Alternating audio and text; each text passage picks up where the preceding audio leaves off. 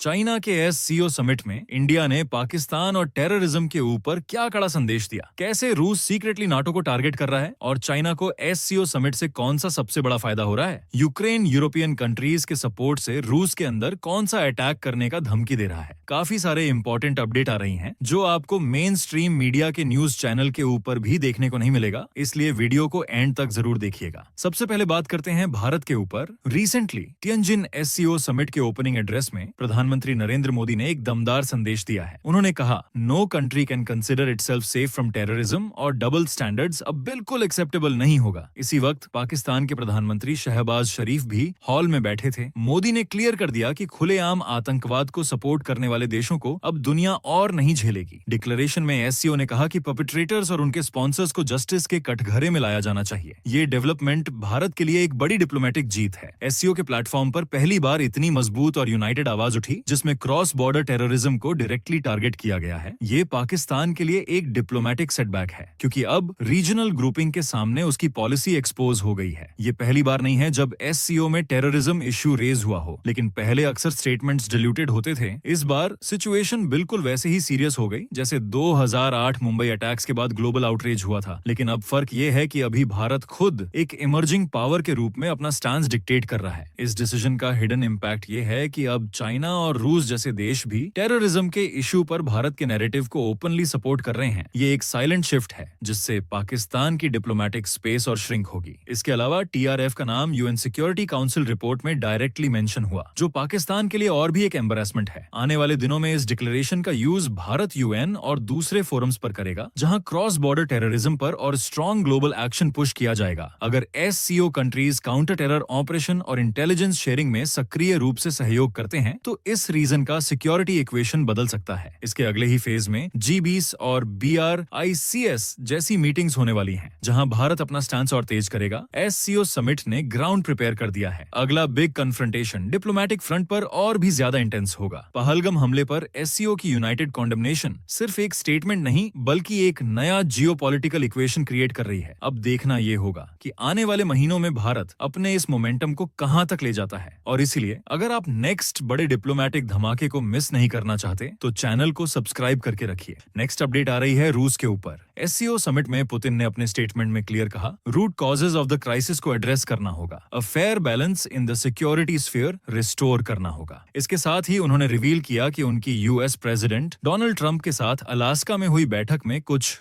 Understandings बनी हैं जो पीस के रास्ते खोल सकती हैं। पुतिन ने सी जिनपिंग और नरेंद्र मोदी को भी बताया कि चाइना और भारत के मीडिएशन एफर्ट्स को रूस सीरियसली कंसिडर कर रहा है। ये एक बड़ी जियोपॉलिटिकल पोजीशनिंग है जिसमें रूस अपने इन्वेजन को जस्टिफाई कर रहा है नाटो एक्सपेंशन के खतरे के नाम पर। इसके साथ ही पुतिन भारत और चाइना को दिखाना चाहते हैं कि उनका नैरेटिव सिर्फ एक वॉर जस्टिफिकेशन नहीं बल्कि एक सिक्योरिटी डिमांड है। भारत और चाइना दोनों रूस के सबसे बड़े क्रूड ऑयल इंपोर्टर्स बन गए हैं और ये डिपेंडेंसी मॉस्को को एक डिप्लोमेटिक लेवरेज देती है। ये डिबेट हमेशा से चली आई है। 2008 बुकारेस्ट समिट में नाटो ने डिक्लेयर किया था कि यूक्रेन और जॉर्जिया फ्यूचर मेंबर्स बनेंगे। ये वही ट्रिगर पॉइंट्स थे जो आज के क्राइसिस को फ्यूल करते रहे। आज सिचुएशन वैसे ही सेंसिटिव है जैसे कोल्ड वॉर के दिनों में क्यूबा मिसाइल क्राइसिस के दौरान थी, जब एक सुपर पावर के सिक्योरिटी रेड लाइंस क्रॉस करने पर पूरे ग्लोबल पीस को खतरा हो गया था। देखो, इन स्टेटमेंट्स का हिडन इम्पैक्ट ये है कि पुतिन डायरेक्टली ट्रंप के साथ पीस टॉक्स का नैरेटिव बिल्ड कर रहे हैं जो वेस्ट के अंदर डिविजन्स को डीपन करेगा। साथ ही रूस, चाइना और भारत के बीच एक ट्राइलेटरल इक्वेशन इमर्ज हो रही है जिसमें वेस्ट के सैंक्शंस और नाटो प्रेशर को काउंटर बैलेंस करने की कोशिश होगी। आने वाले हफ्ते में अगर नाटो एनलार्जमेंट पर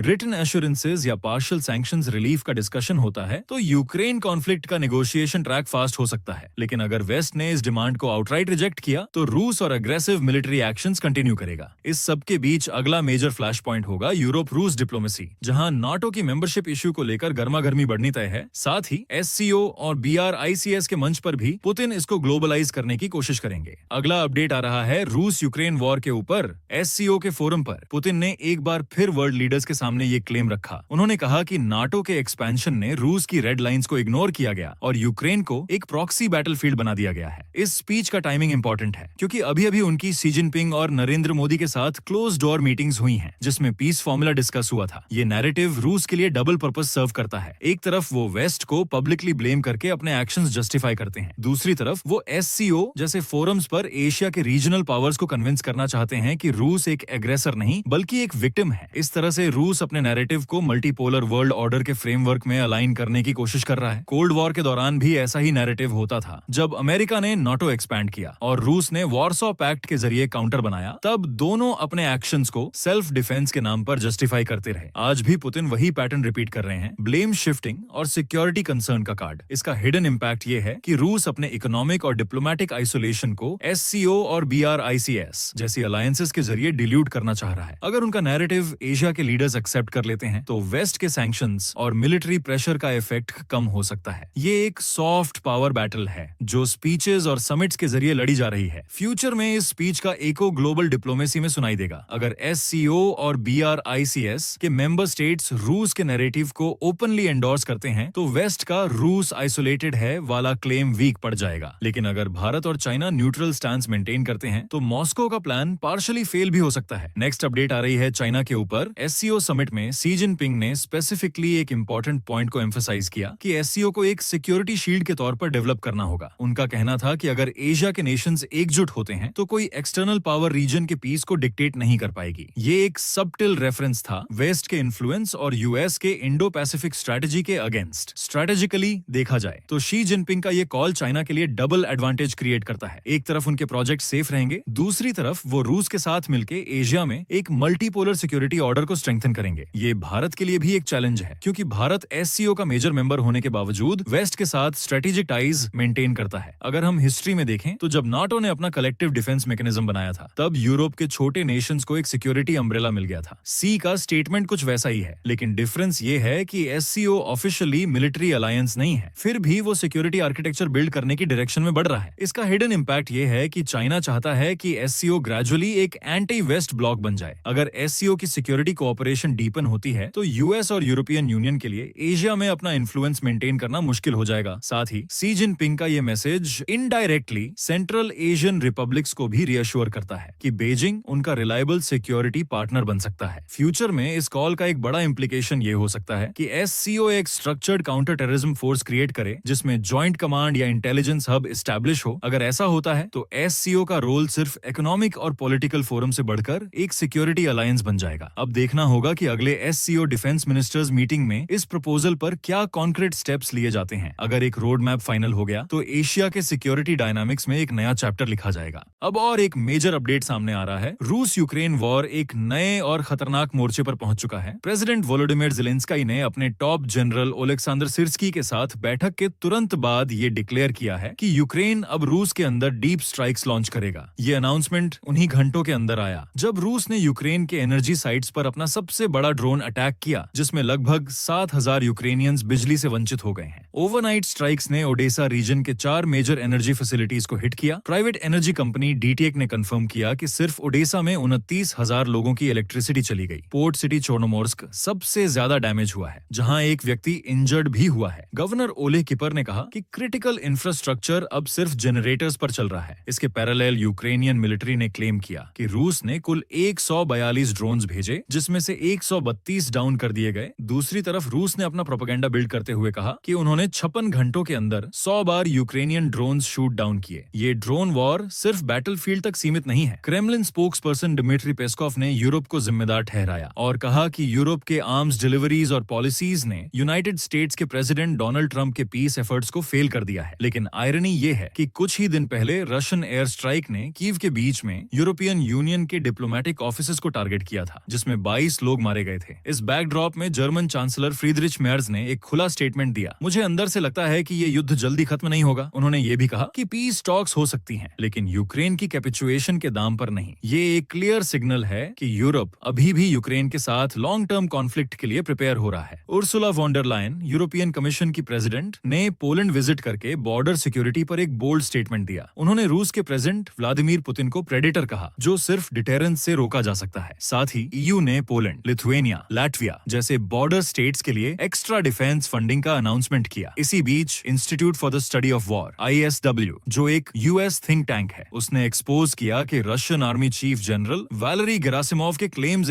एग्जैजरेटेड हैं। जेरेसिमोव ने कहा था कि रूस ने 3,500 स्क्वायर किलोमीटर और 146 सेटलमेंट्स कैप्चर किया है, लेकिन ISW के मुताबिक एक्चुअल गेन्स लगभग 1,200 स्क्वायर किलोमीटर और 19 सेटलमेंट्स कम हैं। मतलब क्रेमलिन अपनी विक्ट्री का परसेप्शन आर्टिफिशियली इन्फ्लेट कर रहा है ताकि ग्लोबल और डोमेस्टिक लेवल पर एक जीत की तस्वीर बनाई जा सके। अब असली सवाल ये है कि यूक्रेन के प्लान्ड डीप स्ट्राइक्स किस हद तक रूस की सप्लाई चेन्स, ऑयल रिफाइनरीज और पाइपलाइंस को डिसरप्ट कर पाएंगे। अगर यूक्रेन एग्रेसिवली रूस के अंदर अटैक करता है तो मॉस्को के रिटेलिएशन स्ट्राइक्स और ज्यादा ब्रूटल हो सकते हैं। इस पूरे सिनेरियो का इम्पैक्ट सिर्फ ईस्टर्न यूरोप पर नहीं बल्कि ग्लोबल एनर्जी मार्केट्स पर भी पड़ने वाला है, क्योंकि अगर यूक्रेन रूस के ऑयल रिफाइनरीज और पाइपलाइंस को टारगेट करता है तो ग्लोबल ऑयल सप्लाई डिस्टर्ब हो सकती है, जिसका असर भारत जैसे देशों के एनर्जी इंपोर्ट्स पर भी देखने को मिलेगा। एंड वर्ल्ड की फॉरेन पॉलिसी से लेकर डिफेंस और ग्लोबल अफेयर्स तक हर अपडेट हम आपके लिए लाते हैं फैक्ट्स और क्लैरिटी के साथ। अगर आप चाहते हैं कि हमारा सही और ऑथेंटिक एनालिसिस आपको लगातार मिले तो इस वीडियो को लाइक करें और चैनल को सब्सक्राइब करके बेल नोटिफिकेशन ऑन करना मत भूलिए। आपका एक लाइक हमारे चैनल को ग्रो करने में काफी मदद करेगा और एक सब्सक्राइब ये सुनिश्चित करेगा कि आप किसी भी इंपॉर्टेंट अपडेट को मिस ना करें। जय हिंद, वंदे मातरम।